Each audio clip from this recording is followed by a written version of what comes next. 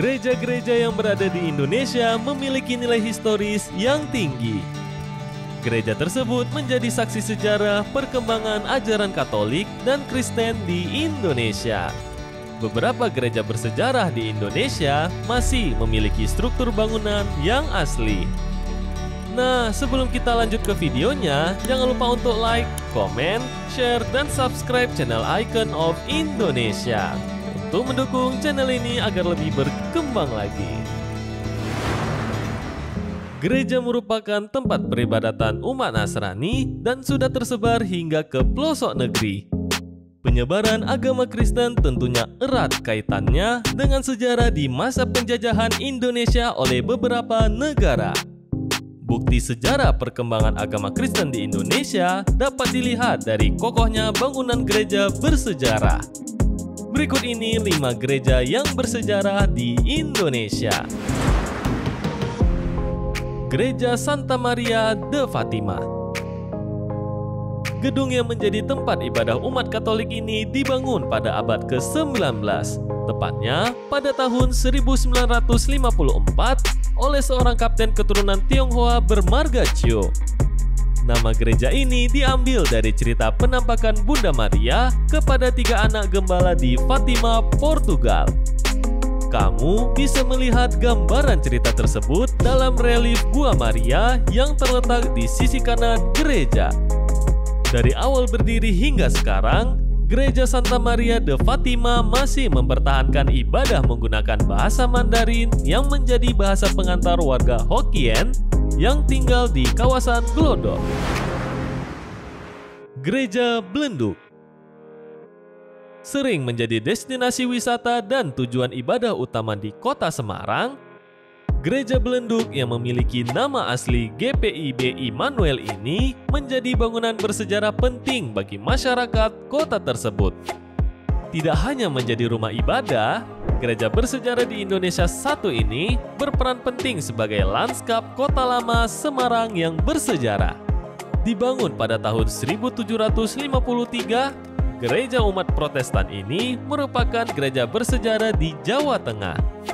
Gereja bersejarah ini memiliki gaya arsitektur neoklasik dan sebuah Alkitab berbahasa Belanda yang pernah diterbitkan pada tahun 1784.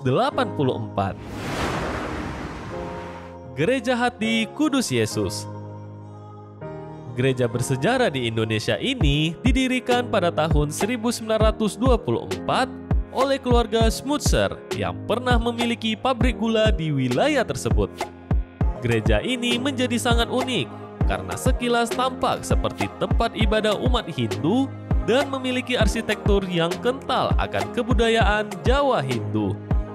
Berjalan-jalan di komplek gereja yang bersejarah di Indonesia ini, kamu bisa melihat berbagai relief yang mirip seperti relief Candi Borobudur, Gua Maria berarsitektur Jawa, hingga Candi Hati Kudus Yesus. Gereja Katedral Santo Petrus. Gereja Katedral Santo Petrus atau yang lebih dikenal sebagai Gereja Katedral Bandung terletak di Jalan Merdeka Bandung.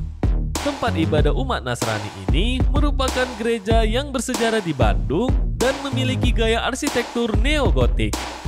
Selesai dibangun pada tahun 1921, salah satu gereja bersejarah di Indonesia ini dirancang oleh Charles Prosper Wolf Schumacher dan diberi nama Santo Franciscus Regis. Dari mulai berdiri hingga sekarang, gereja ini masih aktif menjalankan kegiatan keagamaan dan memfasilitasi jemaat yang datang untuk merayakan perayaan besar umat Nasrani. Gereja Merah. Di kota Kediri, Provinsi Jawa Timur, terdapat sebuah gereja bersejarah yang dibangun pada awal abad ke-19.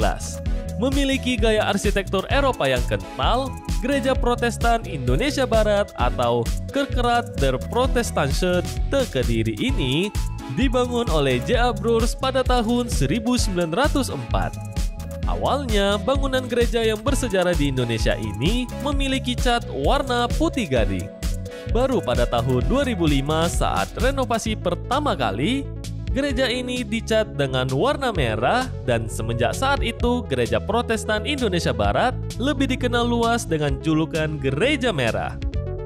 Itulah beberapa gereja bersejarah di Indonesia.